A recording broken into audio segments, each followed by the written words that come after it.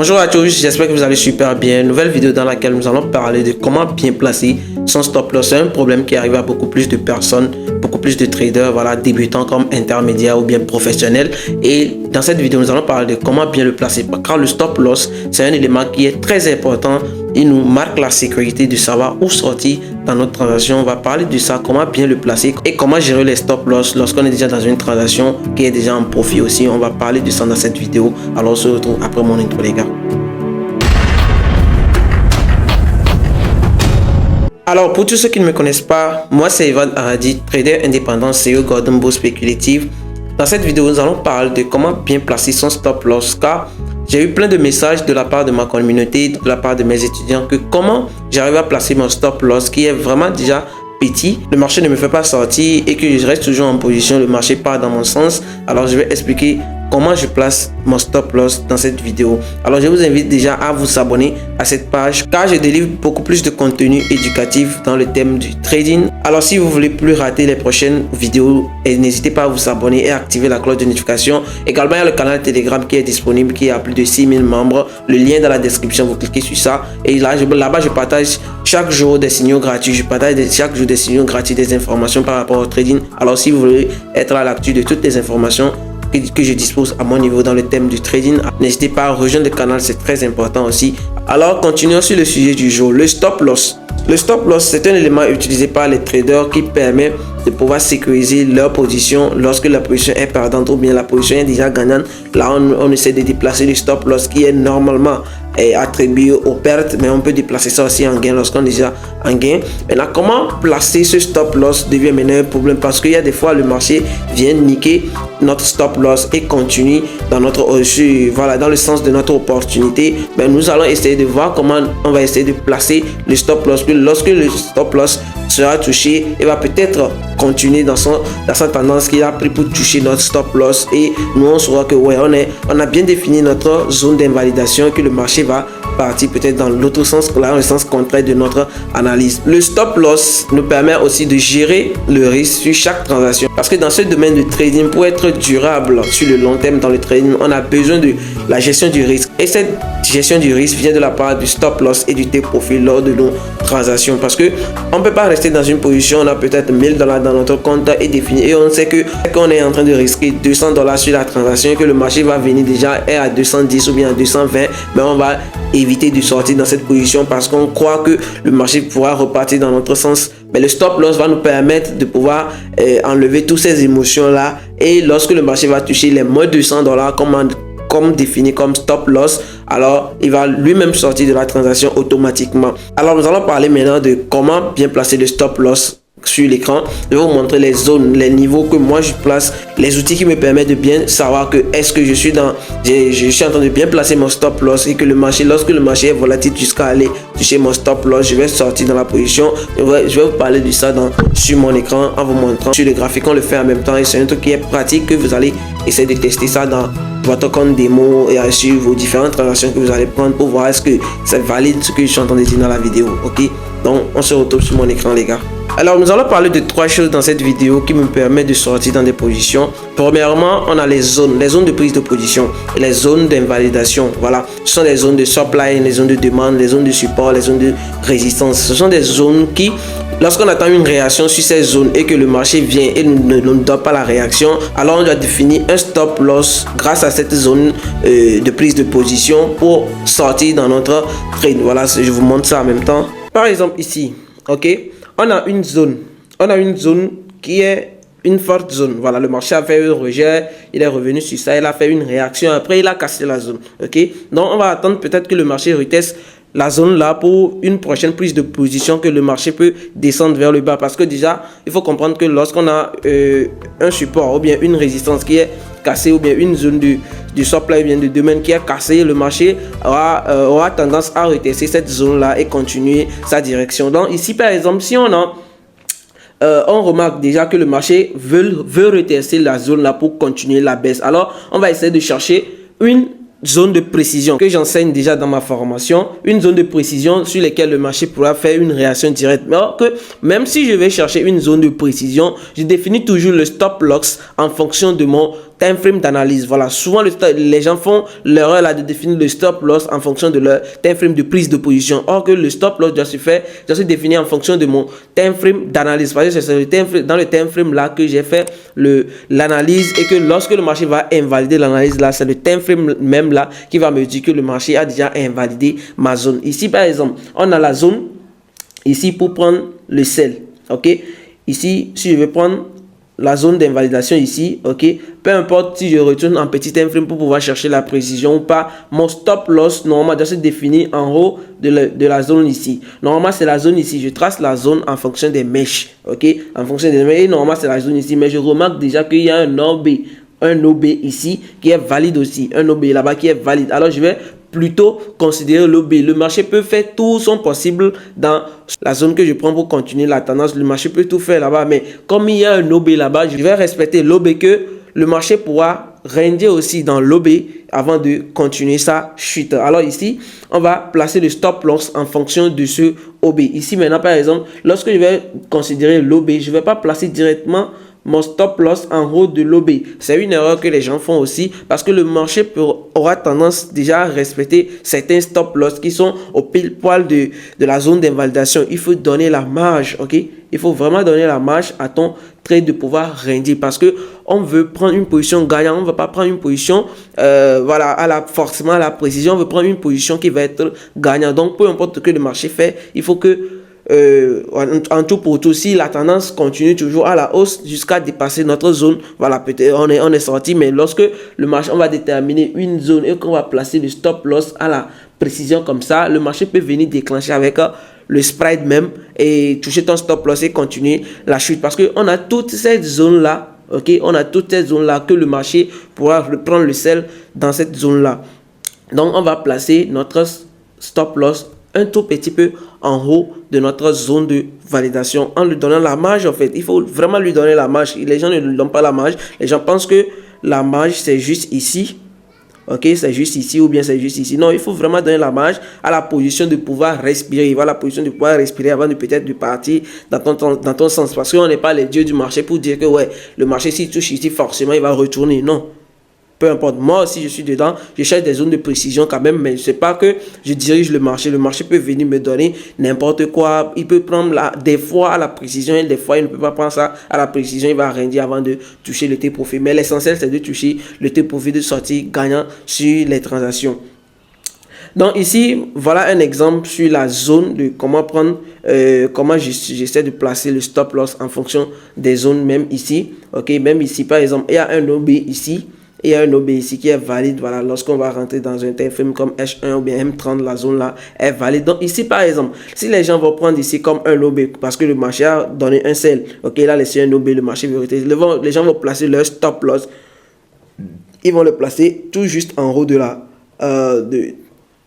l'OB, et ce qui n'est pas bien. Ok, ce qui n'est pas bien, quoi. Ce qui n'est pas bien, le marché pourra toucher avec la mèche même et commencer par la chute. Exemple, c'est l'exemple qui est là-bas. Mais ici, déjà, on considère déjà que quoi, il y a une zone ici en haut. Ok, que moi je trace d'habitude, une zone qui a fait une bonne réaction.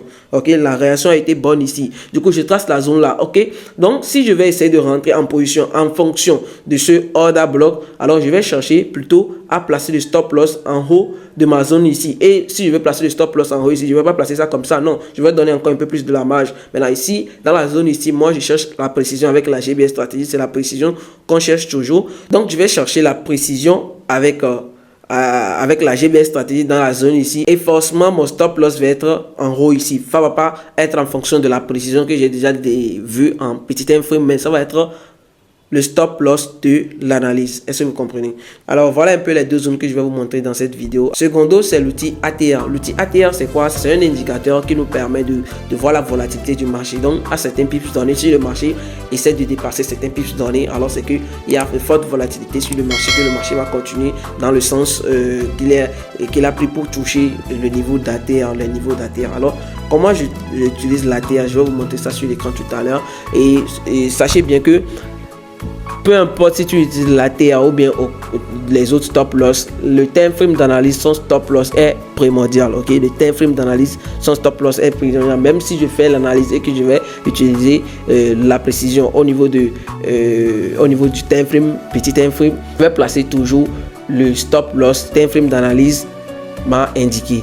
Peu importe si j'utilise la TA. Ok, donc ici par exemple, je vais placer l'outil ATR. Ici on a FX, on a average true.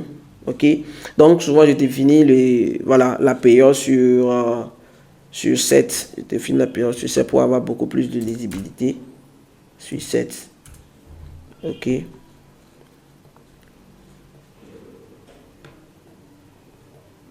ok, ici c'est quoi?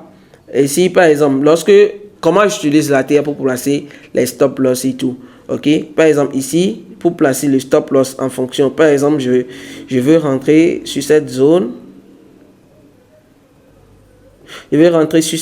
ok, c'est sur ce order block que je veux pour faire la prise de position. Donc qu'est-ce que le marché va me donner? Lorsque le marché va venir me donner, commencer par toucher ma zone, déjà si j'ai déjà ma zone de précision qui est déposée, alors je vais l'utiliser. Mais si j'ai pas la zone de précision, je vais calculer le stop loss en fonction du niveau du time frame d'analyse H4. Voilà, pour ceux qui me connaissent, je sais que vous comprenez déjà que c'est avec H4, moi je fais toujours les analyses. Même si vous sillonnez ma page, c'est avec H4 que je fais beaucoup plus de mes analyses si je veux faire du day trading. Donc ici je vais quoi? Je vais voir maintenant, je vais défiler le croisé, ok, le croisé sur l'ATR. Ok, ça c'est en ce moment que le marché a touché la zone ça. Voilà, c'est avec la bougie que le marché a touché la zone ça. Donc je décale sur la bougie là vers l'ATR pour voir c'est combien de pips il m'a montré. À ce niveau, il y a le pips qui va s'afficher en noir à ce niveau. Ok, je vais voir ça, voilà ici. Donc on a le niveau 30 99.48 12. Niveau 30. Le niveau 30. Voilà, bon. C'est 30,99, on avait vu. Donc disons 30, disons 3100, ok, disons 3100. Donc on va placer ici, on va définir le stop loss à 3100. Ok, donc à 3100, donc le 3100, on va essayer de le voir en pourcentage ici de 3100, donc ça va être 3,1%. Du coup, on va définir le stop loss en fonction de ça. Voilà, ok, on va chercher 3,1%. Voilà, ça c'est le 3,1%, ça. Voilà, le 3,1% va s'afficher ici. Alors, c'est ça qui est notre niveau de stop loss. Si le marché évolue jusqu'à toucher mon niveau là, je sais que le marché est déjà dans une tendance haussière. Et là, je vais sortir directement de ma position. Voilà, comme ça, j'utilise mon stop loss. Je vais même l'appliquer ici. On va essayer de voir encore. Average to range. Niveau 14. Et doucement.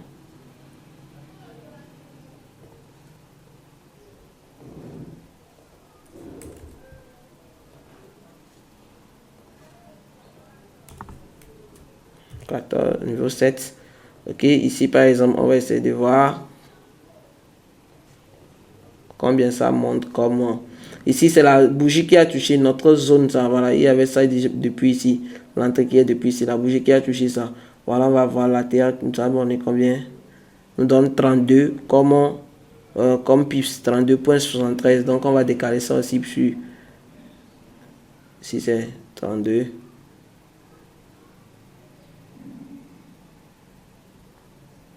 Voilà, ça c'est le niveau de la terre, ça 0,32. Donc on va décaler la terre à 32. Voilà, on a 32% ici. Voilà, si vous remarquez bien, lorsque ici c'est pas 3,2, on va essayer de chercher parce que déjà les marchés sont différents et que lorsqu'on va essayer de chercher 3,2, regardez vous-même le stop loss.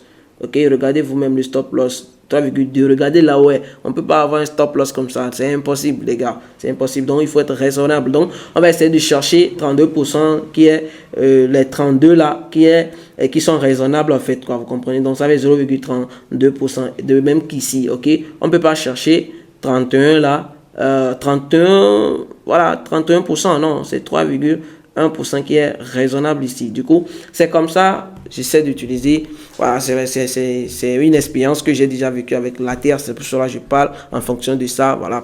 Que c'est pas un truc qui est fixe, que vous allez essayer de respecter. Maintenant, ça va dépendre de chaque marché que vous prenez et intégrer l'ATR, ce que ça donne comme pips, c'est ça que vous allez utiliser comme stop loss. Donc les gars, voilà un peu le deuxième point. Le troisième point, c'est quoi? Le troisième point, c'est la réaction.